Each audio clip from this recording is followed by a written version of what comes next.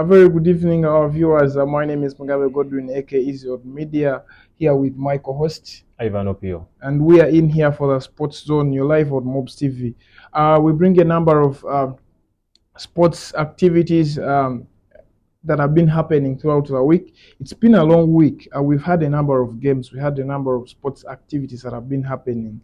Um, in the Uganda Premier League, in the University Football League, Champions League, Premier League, La Liga, Serie A, and France League One. So we're going to be discussing a number of these activities that have been happening. We shall start with the local sports here at home. OPI. Um, University Football League. We saw Makere University Business School draw against Bara University of Science and Technology. Yes, first of all, thank you so much for hosting me on this show. I remain Ivan Opio. And to start with, the university that have been happening, we saw Makere play MUST. That's Bara University of Science and Technology. And I can testify to you that I was live in the pitch, but there's one thing that I realized from the both sides. MUBS was a better side in first half, and Barara gained tension in second half. So I think that same thing happened to Makere, the Mighty Hill. And at most times, the way how these university leagues start, a university comes in and they really want to know what their opponents can offer. Of course, we expected Makere University Business School to come back with a victory because it is this only Makere University that has taken this lead 2 consecutive times. Okay. So we expected, because it is a kind of on a higher level than MUST. Because remember when we were talking to the captain of Umbara, the goalkeeper, he told us they did not expect even a draw; they expected to lose.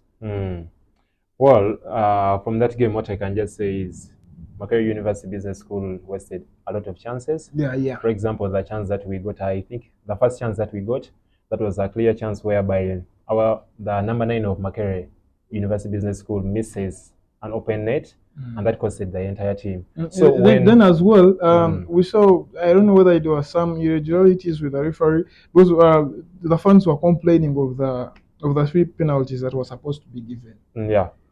But from my side, I would take the first 2.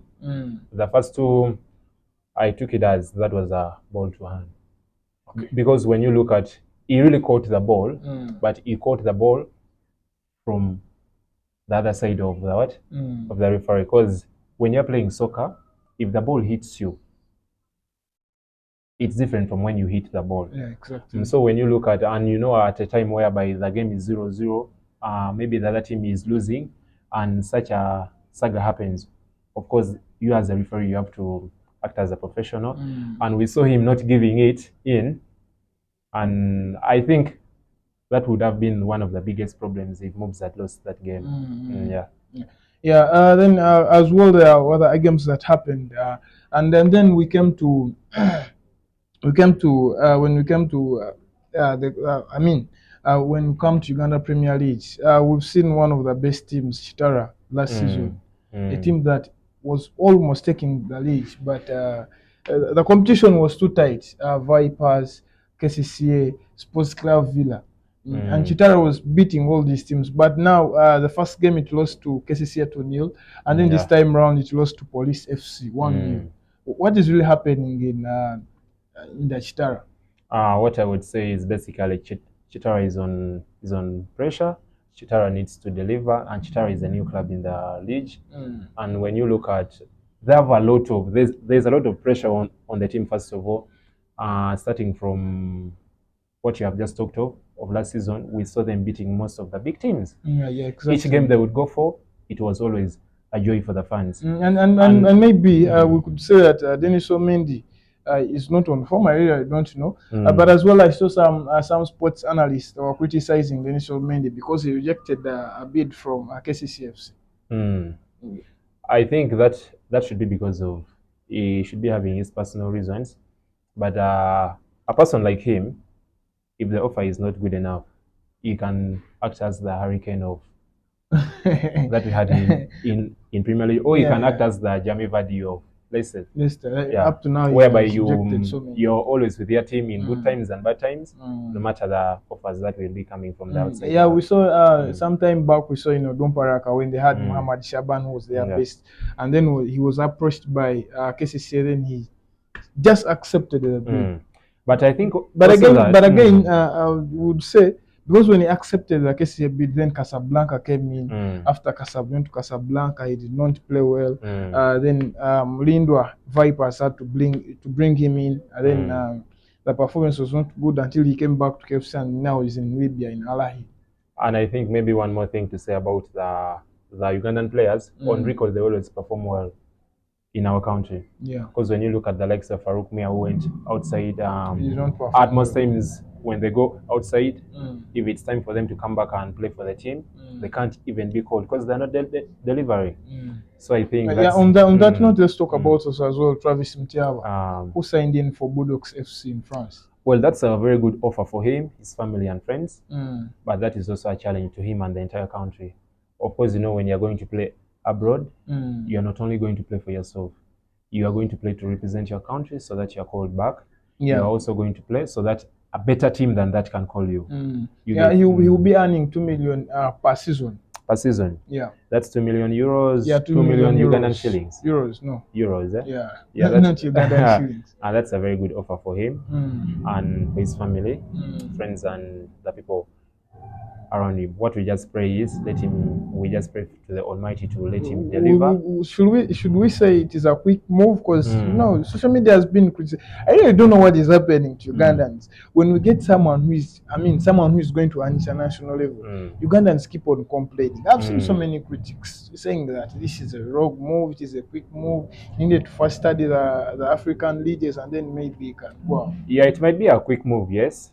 But of course, at times when you lose out on an opportunity, it may never knock. Yeah, an opportunity comes once. We are not saying that whoever goes abroad does not deliver. So he can be among the ones who will be going there and they're going to deliver. And I know the same Ugandans who are saying that that was a very quick move. You may not go there and you succeed. Things are going to go hard for you. I know you can go there, and the same Ugandans will be the ones to cheer him up when he's coming back. But our players have always performed well. When we look at Khalida, Ucho, when they go in the international level, they've always performed well. Even Farouk Mia, only that maybe sometimes I say the playing time is not enough for these players. And then also one thing that makes me happy with the Ugandan team, you saw the list that came out for the squad. Squad. Yeah, the Uganda team squad for the AFCON. Yeah, AFCON when you look at least we are having so many young players. Yeah, we're having players who have delivered in their various clubs, and this is not how it used to be, whereby maybe you see the likes of Dennis Onyango. You see people who are old, like they're dominating, but this time round, at least they're from all the different teams, and we just pray that things work out for them. Yeah, I think Coach Put is doing a lot of good work in there. And the Ugandan team of late is making the Ugandans happy. Yeah, exactly. Because even if they make a draw, even if they make a win or a loss, at least the game is always ours. I'm sure if South Africa they will be coming to Uganda, because we played at home and in South Africa it ended a 2-2. I'm sure they cannot pick a victory at Namboli. Yeah. Unless otherwise, but yeah, Ugandan Queens are becoming better at home. Yeah, exactly. Yeah, as well, we crossed to Champions League. We had a number of games and with so many surprises. Opio, no one expected Aston Villa to beat Bayern Munich. Exactly, and how Bayern plays, the kind of players they have. No one expected them to come and outcompete at Aston. To come and be beaten at Aston Villa. And I think those were 42 years, right? Yeah. When Aston Villa could not beat Bayern in a Champions League game. And when you look at that game, basically, I think Bayern came in for the game looking at Aston Villa as a team that can easily be beaten. Because when you look at how the game went on at halftime, you would really see that Aston Villa really want to pick up a win. And Bayern was just trying to contain the game. The chances Bayern had. But as well, I would really blame the coach, that is Vincent Kompany, for sitting Musiala and then bring again Coman. Yeah. because Musiala was on bench. Coman had to play, but of course we expect Musiala to have delivered better than that. But what I also know, that should also be as a lesson to him. Of course, at times you may underrate a team. Then when something happens, that's when you will know that, yeah, the next game things have to be Then like this. on that note as well, we saw Real Madrid, the champion, Yeah. lose to Lille. Yeah, that was really no one expected. Yeah, this. that was a world breaker, whereby I'm sure all the betting companies they are going to add in Muindi made a lot of money. Yeah, because when you look at how they played the game, of course, Real Madrid couldn't believe it that they had all the stars in the game, but then things didn't work out for them. And I think the same things will keep on happening. Big teams are going to be surprised, and they're going to be won by a very small margin where there is no comeback for that. And by this time round, there is no home and away. Exactly. You go, they beat you. You have to either win the next games or accept to go down. Yeah. And when you go down, unless you go under 16 teams, because they shall be taking only 8 teams at first, and the 16 teams will have to play a playoff of round of 16 for home and away. That is when we shall have a home and away. Wow. Then maybe at the the quarterfinals and the semi-finals. That's where we shall have a home and away. Of course, we expect a lot of deliveries from the big teams. Then we saw Twarabanga Dortmund ekuba goal omusanvu as well. We saw Arsenal beat PSG. All of us never expected this. With the kind of squad. No, but me, I saw that coming. I saw that coming. I saw the Arsenal players beating the PSG team. Arsenal, first of all, Arsenal is a very organized team. Arsenal is a team that comes with a lot of determination, and I'm sure this season they want to take up something. So when you look at PSG has a name, yes, but the current form of the Arsenal players is very good. Every team has to fear exactly. That. The kind of aggressiveness. I'm really feeling pity for players like Ben White who are on injury right now, and Calafiori delivering very well in his position. And as well, Julian Timber also, who is becoming another one. Who really expect Zichenko and Ben White to the next games. They might not get enough playing time, because these players are really doing good. And as well, when it comes to their midfield, Declan Rice, we all expected that since Odegaard is not around, they might lose out on at some point, but they are delivering as well. And as well, Man City, Rodri getting an injury over the last weekend. We all expect Man City to be losing, but Man City scored 4 goals. But Man City has a diverse very big squad. Yeah, they have a very big squad whereby even if Man City brings in their second 11, at least you will have some positivity in them. Not like maybe other teams whereby if 2 or 3 players are out of the game, things won't work out. But besides other teams also playing so poorly, also the likes of Real Madrid, the likes of Bayern Munich, we also looked at teams that have kept their consistency. For example, teams like Arsenal has kept it out. Liverpool is always on point. We have Juventus. But Juventus this season, at halftime, the game is always who is going to win, who is not going to win. But each time you see them coming up in second half, they come with a mind of let's win this game. The likes of Dortmund. Those are some of the teams that when they come in for a game, they're really looking at the future. Yeah, exactly. These were some of the results that we had over the week for the Champions League. Man City beat Slovenia Bratislava, that is 4-0. PSV Oven going 1-1 with Sporting CP. Inter Milan 4 and Red Star Belgrade 0. Dortmund had to beat Celtic 7. This is an extreme performance, my brother. Yeah, sure. And of course, we had Leverkusen beating AC Milan 1-0.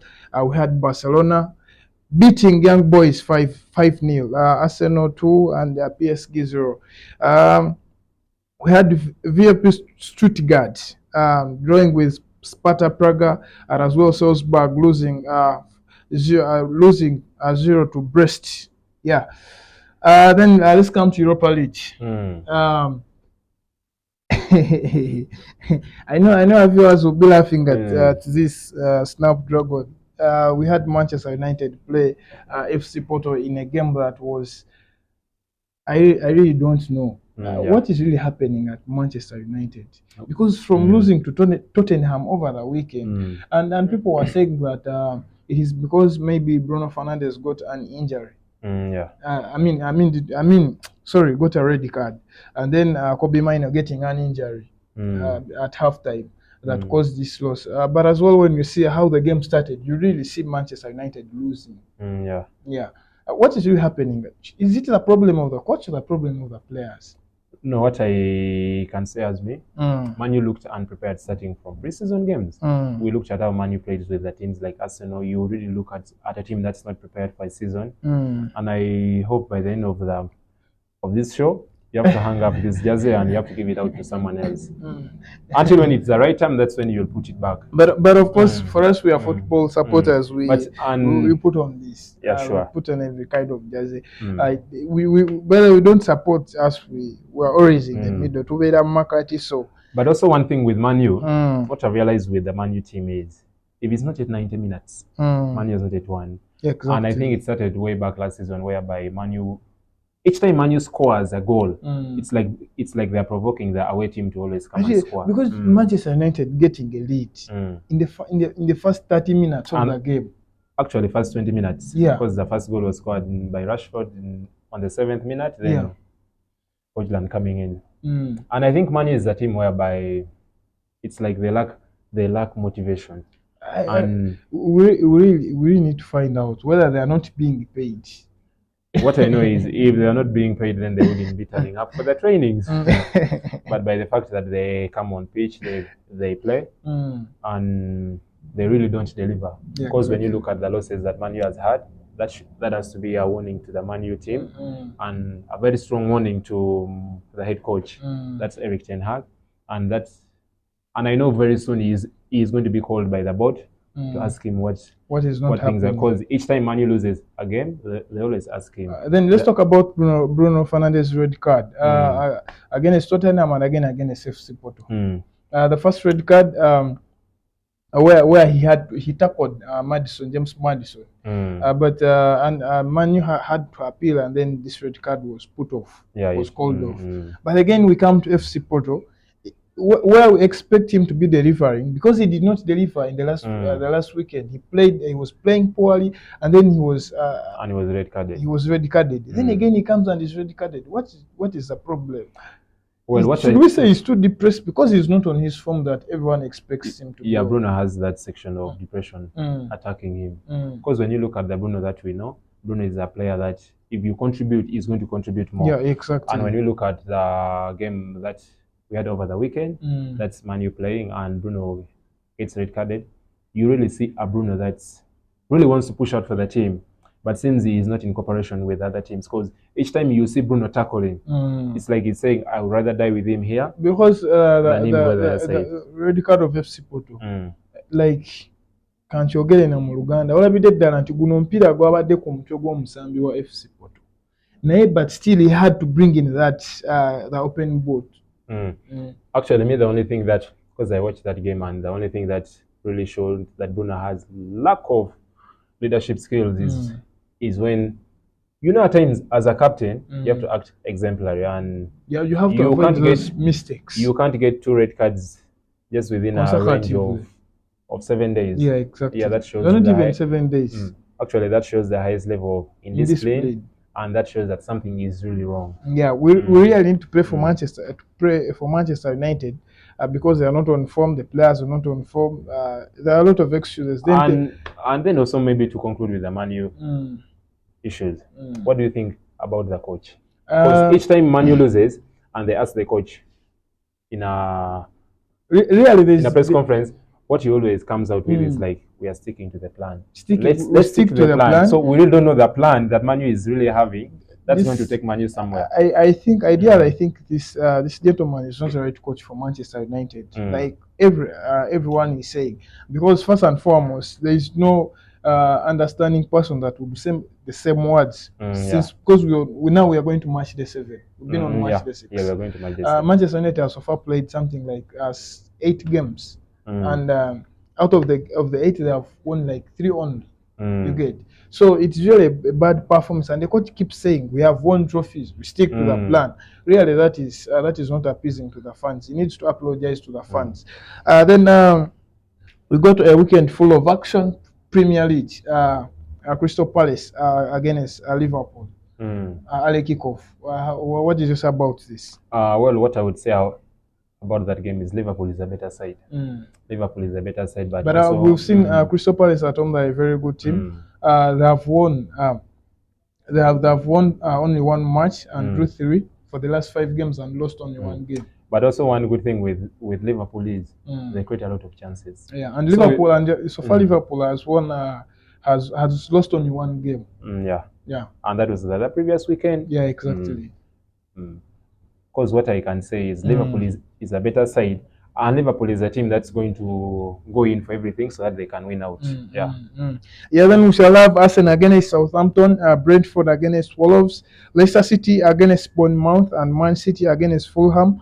Talk about Man City, Fulham, and Arsenal, Southampton. Well, the Arsenal game, I would give an Arsenal as a favorite in that game. Well, just like what I have told you, as Arsenal is a team that's on form and they really know what they want this season, because they have gone 2 seasons and they are losing out on a trophy with a very small margin.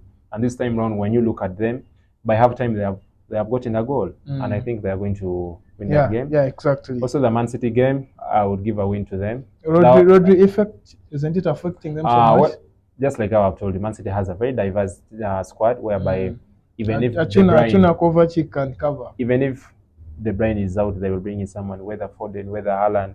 Goals will always come from the different sides. Maybe the only game that we have to worry of is the Aston Villa Man U game. Yeah, that one. That is on Sunday. That is at exactly 4 p.m. on Sunday. Of course, Aston Villa, we've seen how it has been playing. It has a very good squad, and the kind of aggressiveness the players have, the Oli Watkins. I just pray that game was like at 11 p.m. Do you know why? So that when you lose the game, you just go and sleep. Yeah. So we really need to pray for Manchester United and the fans. Putting on this jersey when you're going out, it is one of the hardest things. Those people might not know. Then we shall have Chelsea play Nottingham Forest again on Sunday. And then as well, we shall have Real Madrid play Villarreal. Those are one of the big games in Spanish La Liga. Espanyol playing Mallorca. We shall have Getafe against Osasuna. Las Palmas, Celta Vigo. Rio Valladolid against Rayo Vallecano. And then Leverkusen, that is German Bundesliga. They will be against Holstein Kiel. Yes, Union Berlin and Dortmund, and those are some of the games that you can get your money and put on. But before you put your money, please make sure you first save. So kojeko sente za transport wa Monday, then you can get some money or just take a kumuyindi or collect sente. You last what our viewers out maybe there. What I can just say to the viewers is, because I heard you talking of betting. 1, bet what you can afford to lose. 2, betting is psychologically harmful and dangerous to our mental health. So go into the weekend knowing that when you lose it out, are you still going to survive? Strictly 26 years and above when you go to register on a betting website. And before we sign out, maybe just to the viewers outside there, we always have sports news every Saturday. We tackle the local sports, the national sports. We go into Africa, we go into the outside world, and you can only get this when you subscribe to MUBS TV on YouTube, when you follow us on X, that's former Twitter, when you go on our TikTok account and you follow us, because these are where you can get our news from. Thank you so much. I remain Ivan Opio, Sports. Yes, that marks the end of our show. It's been the Sports Zone live on MUBS TV, easy on media alongside Opio Ivan. It's been a very great show. Please don't forget to subscribe to our YouTube channels, social media platforms, like he has said. We bring you Sports Zone every Saturday. Stay tuned on. Thank you.